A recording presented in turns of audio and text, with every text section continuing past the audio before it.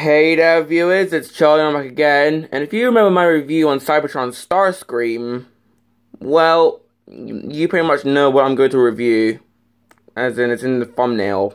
But anyways, I'm going to be reviewing Cybertron Thundercracker.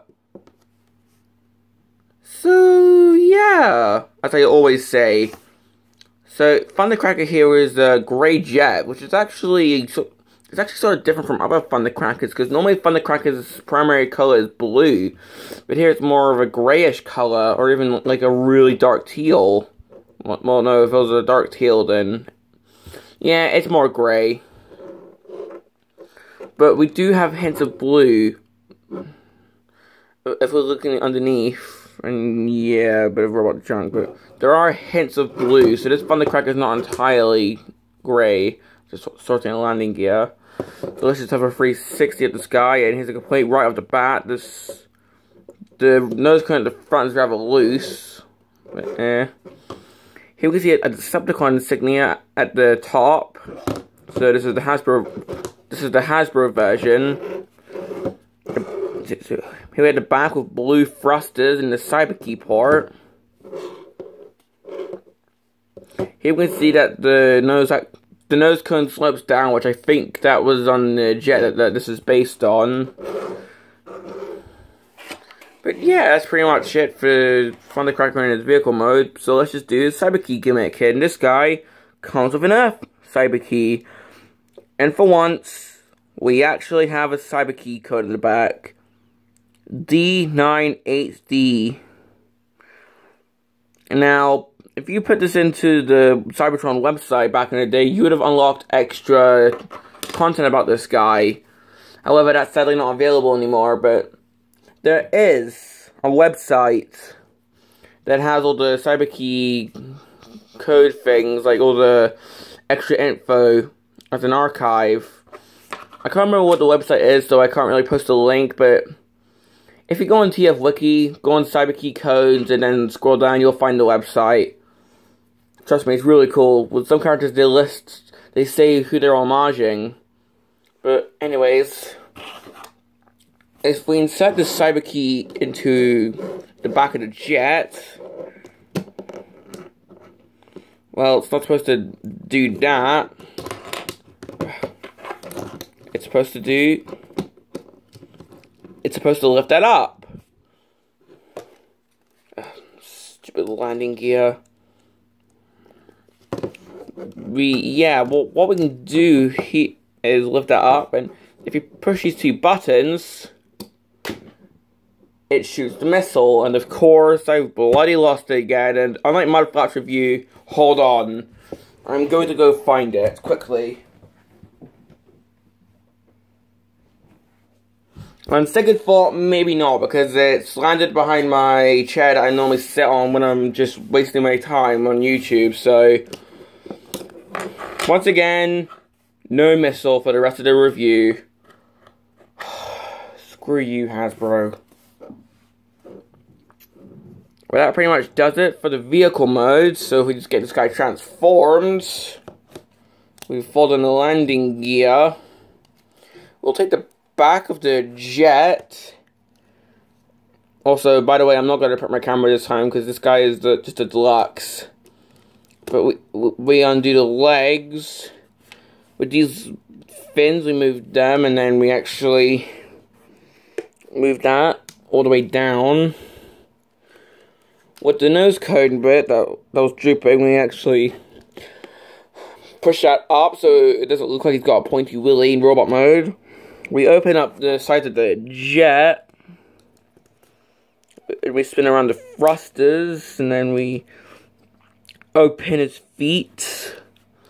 Just do the same on this. Do the same on this foot. Sometimes it has trouble going in. That's pretty much it. If we turn around, well, I can't really. Yeah, there we go.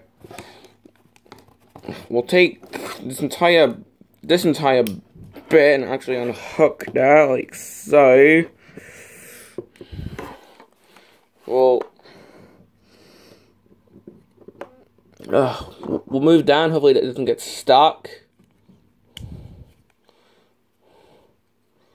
We'll turn it and then move that up. Like so. Then with this arm we just... And we can see his head, so we'll just move this down, and you're going to have to be really careful with this step, because, well, I had Cybertron Skywarp a wee while ago, which is the recolor of this guy. I had Cybertron Skywarp, and it actually broke around this section, so I recommend being extra careful with that bit. We then take the hand, we fold that out like so, and then we pretty much just rotate the head, and that's pretty much Thundercracker in robot mode. So yeah, that's pretty much all I have to say. I'm just joking, but...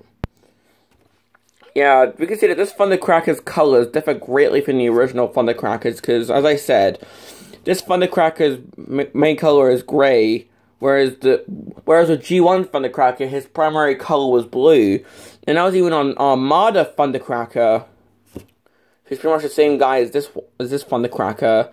The only bits of blue are actually his shoulders, his upper thighs and legs, his feet, and even his head. Even though Thundercracker's head's normally supposed to be black. Speaking of his head, let's have a look at it.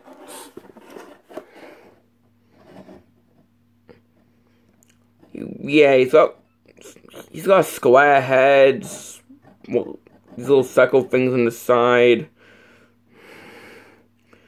And this is another instance of light piping, if you can see, which is done by this red bit at the back of his head. So, look at that, the head, well, the eyes stop glowing. So yeah, that's pretty cool.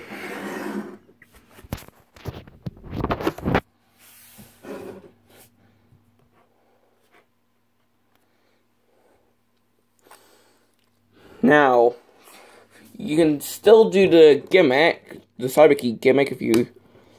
However, remember how I lost the missile? Yeah, but you can still press this, and you can still fire the missile. For his... Well...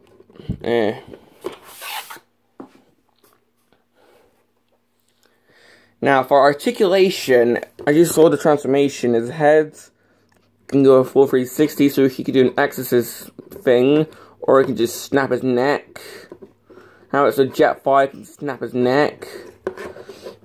This huge arm, which, well, I'll mention that later. It can move up, it can unhinge, like so. I normally just wedge it into there. It can move out, and can swivel. This arm can pretty much do the same, although it actually has an elbow. We have no waist articulation, sadly. His foot can move out that much. Can't really move back at all. He's got knees. I suppose he could do the splits, although technically these fins get in the way. And his feet can open and close, so yeah, sort of posable, but not overly posable. I mean, what with that jet cape in the back? Now, in the Cybertron cartoon, Thundercracker was pretty much like a yokel, because he had this Texas accent. He had a Texas accent in the show, and was pretty much the Waspinator of Cybertron, as in, well, not Waspinator of Cybertron, as in a Cybertronian Waspinator. The Waspinator of the Cybertron cartoon, as this guy was pretty much always getting hurt. And I suppose that's sort of more major than G1 Thundercracker at times, although, I sort of prefer G1 Thundercracker. Now, complaints. Oh, I mean, the lack of articulation is sort of, well, it could ruffle a few people's feathers. Over my main complaint, why did he have this huge thing as a left arm? It's like if you remember that, like, there's an episode of Family Guy. There's a scene in one episode where Quagmire, well, he pretty much discovered internet pornography, and he was pointing his arm. It was really muscular. That's all that this reminds me of. It's like,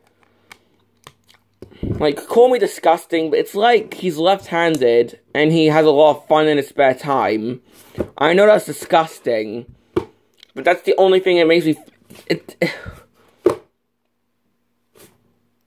You see, it's so jarring. It's making me be not kid-friendly. But yeah, this could have been like a shoulder weapon. This could have detached. I know that would have been parts forming, but there's been other Cybertron toys where bits of the vehicle have detached to form weapons. For example, remember Clocker? Ransack also did it. Breakdown does it. Yeah, like this entire bit could have just detached and formed a little weapon instead of this huge arm, which possibly would make him hard to balance if you had it out during posing. But that's pretty much my only actual complaints. Because this is pretty much it for my review on this guy. Do I recommend him? I mean, yeah, sure. If you don't mind this really big arm. If you don't mind his big arm, then yeah, go ahead. Although, if you don't like the arm, then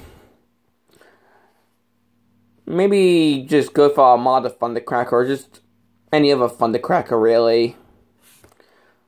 But yeah, this pretty much concludes my review on Cybertron Thundercracker, and this is Charlie Young, signing off.